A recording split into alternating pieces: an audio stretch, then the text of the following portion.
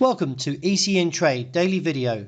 Before we begin, it should be noted that any advice is of a general nature only and that your personal circumstances have not been taken into consideration.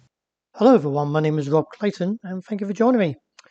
What it would appear after many down tests, the bulls finally abandoned the 68.45 level, and from that the market has penetrated a fresh low of 68.12 before rebounding.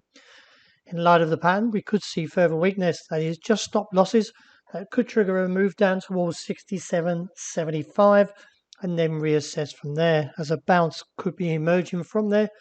However, with the break was quite severe at 68.45, so let's see how the European session takes this level, and if the market can rebound from 67.75, would need to see a close above 68.60 to reinstate the bullish case back to 70 cents. The euro, after taking a stab at that 104.10, still holds, even though the market is a little bit weaker, as the dollar index, which measures the greenback strength against a basket of 6 major currencies, has surged to an intraday high of 104.70 before easing back slightly. Overnight, new US data for May showed little immediate relief from the record pace of inflation, which is pushing the US Federal Reserve towards an oversized interest rate hike next month. Inflation, measured by personal consumption expenditure price index, was 6.3 on an annual basis in May, the same as it was back in April, and still more than triple the US Central Bank's formal 2% target. So we have to see how the market starts to digest that number. In the meantime, though, let's see if the support can hold at 104.10. Otherwise, we'll be looking at the second support level, that is at 103.45, and then possibly seeing a bounce from there. The bears win the challenge and finally take out the level of 135.65.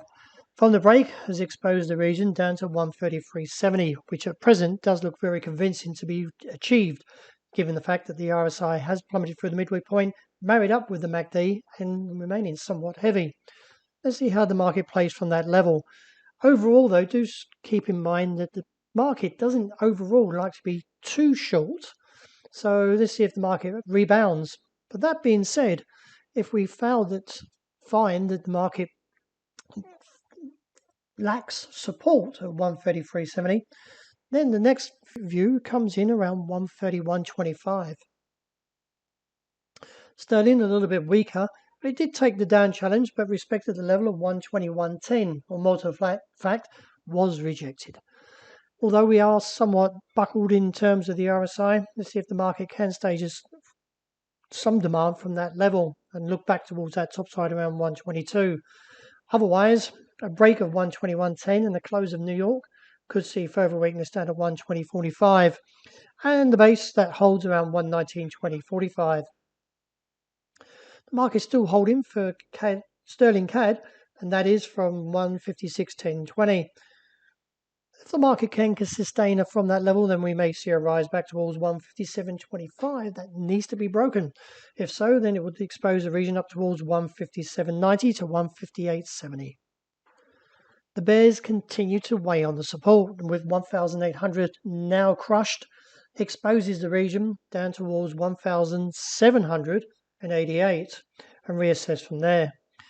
We are oversold, but the trend is quite strong, and therefore could see further risk to the downside if 1,788 is breached, as this would expose the region of 1,774 to 1,740. Well, that wraps it for the week. Thank you very much for joining me. And as always, look out for the intraday report, and hope you enjoy the great start to the new weekend.